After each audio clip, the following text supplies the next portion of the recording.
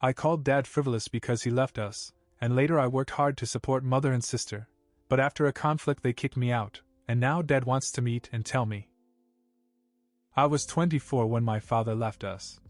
1 minute, everything seemed normal, at least as normal as it could be in our house.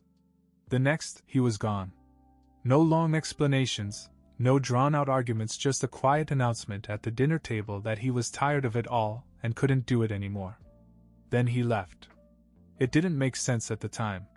My dad was the glue that held us together, or so I thought. Sure, he worked long hours and seemed exhausted most of the time, but who wouldn't be? My mom didn't work, and my sister Kelly spent most of her time doing whatever Kelly felt like doing. I guess he thought I could step up and fill his shoes. But I didn't see it that way. I was furious. I called him reckless, irresponsible, every name I could think of at the time. I told him that real men don't just leave their families, no matter how hard things get. He didn't say much back, just that he was tired and couldn't take it anymore. And that was it. I never saw him again. For the next year, I worked 2 jobs, barely slept, and rarely saw my friends. I paid the bills, bought groceries, and even paid the vet bills for Kelly's dog, a little much she refused to take care of but wouldn't let go of. I thought maybe my mom or sister would pitch in eventually, but they never did. Instead, they told me it was my responsibility. "You're a man, and men provide," my mother said more than once. "Get used to it. This is what family life is all about." Kelly was no better. She lived her life as if nothing had changed, acting annoyed when I couldn't drop everything to help her with something. I kept pushing through, thinking things would get better eventually, but they didn't. Then came the night that changed everything. It was a Thursday and I had just gotten home from my second shift. Exhausted, I threw my dinner plate in the sink and went to my room. I figured I'd deal with it later, but Kelly wouldn't have it. "You can't even wash your own dishes?" she yelled, loud enough to wake the neighborhood. "You think just because you pay the bills you don't have to clean up after yourself?" I snapped. I told her she was selfish and lazy, and that if she wanted to live in a clean house, she could start pulling her weight. Of course, my mom overheard, and she came storming in, taking Kelly's side as usual. "How dare you talk to your sister like that? You think you're so much better than us just because you work?" I couldn't believe what I was hearing. After all I'd done for them, they had the nerve to act like I was the problem. I told them exactly how I felt, that they were using me and didn't appreciate anything I did. That's when my mom said the words that cut deeper than anything else that night. "Maybe you should go after your father. We don't need you here. We'll be fine without you." Fine, I thought. Let's see how you do. I packed a bag and left that night. I checked into a cheap hotel that night, feeling like the weight of the world had finally crushed me. I didn't cry, but I couldn't sleep either. 4 hours I just stared at the ceiling, trying to make sense of what had happened. I thought about my mom's words, the way Kelly stood there with her arms folded, smiling like she'd won. It didn't feel like a victory to me. It felt like I'd lost everything. In the morning I realized I couldn't go back. Not after what they said. They didn't need me? Fine. But I sure as hell needed something or someone. My thoughts drifted to my father. I hadn't spoken to him since he left, but at that moment I couldn't shake the idea of calling him. Maybe it was pride, maybe it was desperation, but I wanted to know if he'd take me in. If he'd managed to find a new life, maybe I could be a part of it, too. I spent an hour staring at his number in my contacts. I hadn't deleted it, but I hadn't used it either. What would he think if I called him out of the blue? After all the things I had said to him, why should he even answer? But what did I have to lose? When he answered, his voice was different, calmer, perhaps. Almost as if he'd been expecting the call. "Dad, it's me," I said. There was a pause. Then, "I was wondering if I'd ever hear from you." The conversation was awkward at first. I told him about everything, working myself to death, the constant demands of Mom and Kelly, the fight that led to my leaving. I tried to keep it factual, but I could feel the anger slipping through. I told him how much it hurt to be used, to be treated like I was nothing but a paycheck. When I finished, there was another long silence. I thought maybe he was going to tell me that I'd made my bed and I had to lie in it. Instead, he sighed. "Why don't you come over?" he said. "We can really talk." I agreed. He gave me an address, his new place. It was only a few hours away. As soon as I hung up, I packed my things and checked out of the hotel. The drive felt surreal. A year ago, I would have sworn I'd never see him again. Now, here I was, walking right up to his front door. When I arrived, the house wasn't what I'd expected. It was modest, but nice, a place that looked like home. My father came out to greet me, looking a little older, a little grayer, but also healthier. With him was a woman I didn't recognize. She smiled warmly and introduced herself as Jessica, his wife. It was a lot to take in, but I kept it together. Inside, I told Dad everything again, this time in more detail. I didn't hold back. When I finished, he sat back in his chair and rubbed his temples as if the weight of the world had just landed on him. "I thought this might happen," he said finally. "That's why I left." That stopped me cold. "What do you mean?" He looked at me, and for the first time I saw something I hadn't seen before: regret. "I didn't leave because I was tired of life or because I didn't love you. I left because they used me, too. Your mother, your sister, they never gave anything back, no matter how much I gave them. I thought maybe without me they'd realize what they had. I guess they didn't." I sat there, stunned. For years I had told myself that my father was selfish, that he had abandoned us because he didn't care. Now he was telling me he left because he couldn't stand being used anymore. "You were right about one thing," he said. "A man shouldn't leave his family. But there's a difference between being a man and being a doormat." I didn't understand that then. Sounds like you're figuring it out now. I didn't know what to say. For the first time in a long time, I felt like someone actually understood what I'd been through. I stayed at my dad's house that night. Jessica had made dinner, and it was the first home-cooked meal I'd had in what felt like forever. She was nothing like my mom, warm, easy to talk to, genuinely interested in my life. It was strange to see my father with someone like her.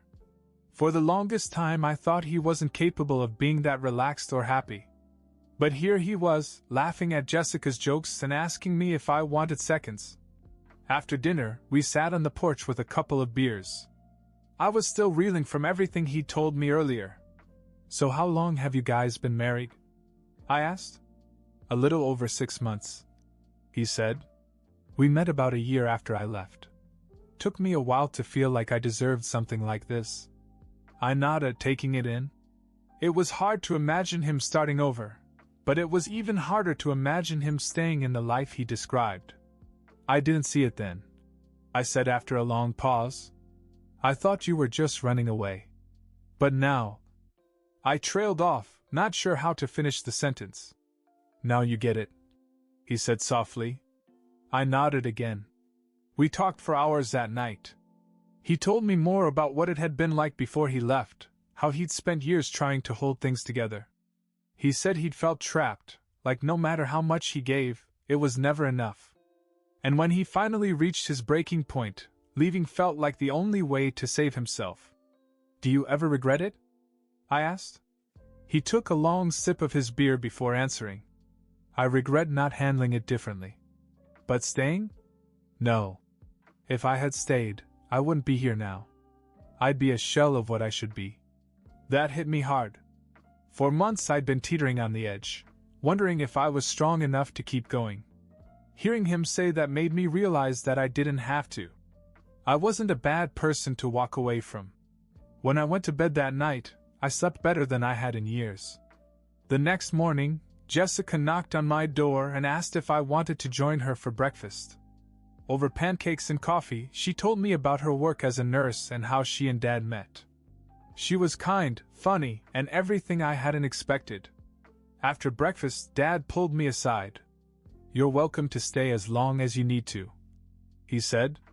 "This is your home, too." It was the first time in a long time that I felt like I actually had a home. Over the next few weeks, I began to settle in. I got a job at a nearby warehouse, nothing fancy, but it gave me enough to start saving. Dad and I spent a lot of time talking, and for the first time I felt like I was getting to know him as a person, not just a guy who used to pay the bills. A few months went by, and one night after work, I got a text from my mom. It was the first time I'd heard from her since I'd left. "I miss you," she wrote. "We need you. I'm sorry for everything." I stared at the screen for a long time. Part of me wanted to respond, to forgive her, to go back and try to make things right.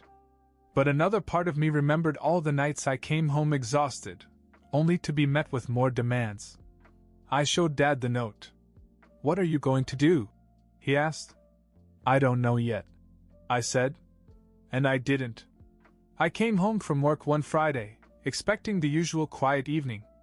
But when I pulled into the driveway, there was a car I didn't recognize parked outside.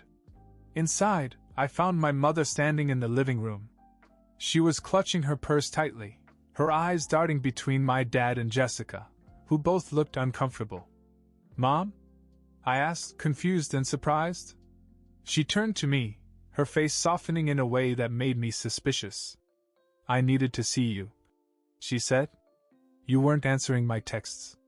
Jessica got up and quietly left the room, but Dad stayed where he was, leaning against the wall with his arms crossed. "I have nothing to say to you," I said. "I just want to apologize," she said quickly, her voice shaking. "For the way we treated you, for pushing you away. We miss you. Please, can't we just talk?" I looked at Dad. He didn't say anything, but the look on his face told me it was my choice. "Fine," I said. "Talk."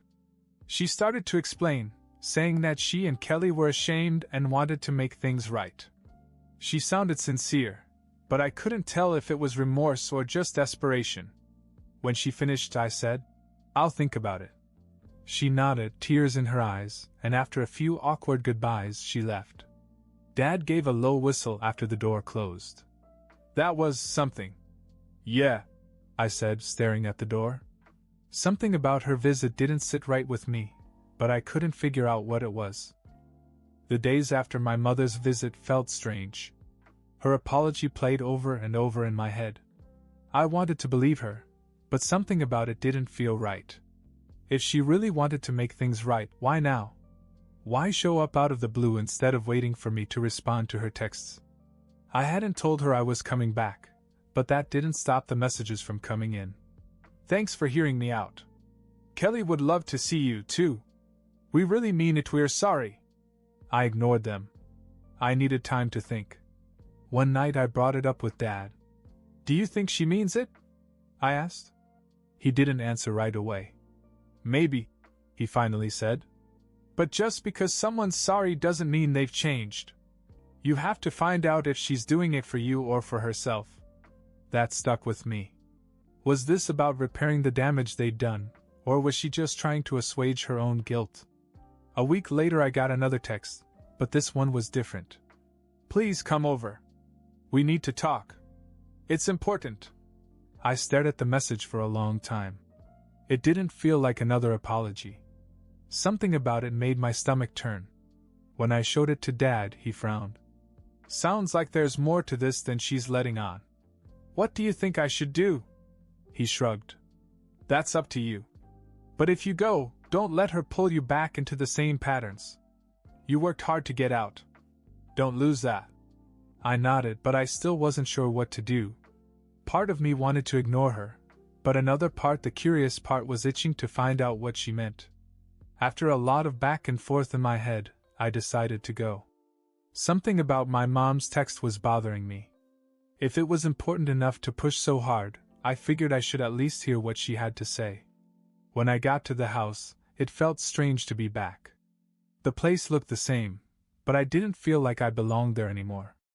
My mom greeted me at the door with an almost desperate smile, and Kelly was sitting on the couch scrolling through her phone like nothing had happened. "Thanks for coming," my mom said as she led me inside. "We're so glad you're here." I sat down, already nervous. "What's this about?" My mom looked at Kelly, who finally looked up. They exchanged a look, and then my mom took a deep breath. "Kelly's been working so hard lately," she began, which was news to me. "And she has her heart set on something big. She's been dreaming about getting a car, something reliable, you know? But we just don't have enough money saved up." I blinked, waiting for her to get to the point. "We were hoping," she continued, her voice cautious, "that maybe you could help out. Just a little. It would mean so much to them." I stared at her, stunned. "You called me here to ask for money? For a car?" Kelly finally spoke up. "It's not just a car, okay? It's my dream car. I've wanted it forever, and I'm so close, but I can't afford it on my own." I felt my blood boil. "You're kidding me, right? I worked my butt off for the two of you and you kicked me out when I had nothing left to give. Now you want me to help you buy a car? It's not like that," my mother said quickly. "We've apologized. We're trying to make things right. This could be a new beginning for all of us." I stood up. "No. A fresh start doesn't mean using me again. You haven't changed, you've just found a new way to ask for more. I'm done." I walked out, ignoring her protests, and drove straight back to my dad's house. When I told him what had happened, he just shook his head. "I'm proud of you," he said. "It's not easy to say no, especially to family. But you did the right thing." After the confrontation, the texts from my mom didn't stop, but they took on a different tone. This time there were no apologies, just guilt trips and passive-aggressive jabs. "I thought families were supposed to help each other. Do you even care about your sister's happiness? Your father must have rubbed off on you. I see it now." I stopped reading them after a while. The bridge was burned, and I had no interest in rebuilding it. But then one night a message came in that made me stop. "You don't know the whole story. Your father is not as innocent as you think." I showed it to Dad, expecting him to dismiss it, but instead he sighed. "Maybe it's time I told you everything," he said. We sat down in the living room, and for the first time he looked uncomfortable. "There's a part of why I left that I haven't told you," he began. "Your mother and Kelly weren't just selfish, they were entitled. I know you saw that. But what you didn't see was how much worse it got behind the scenes." I leaned forward, not sure where this was going. "Your mother never wanted to work," he said. "She told me it wasn't her job.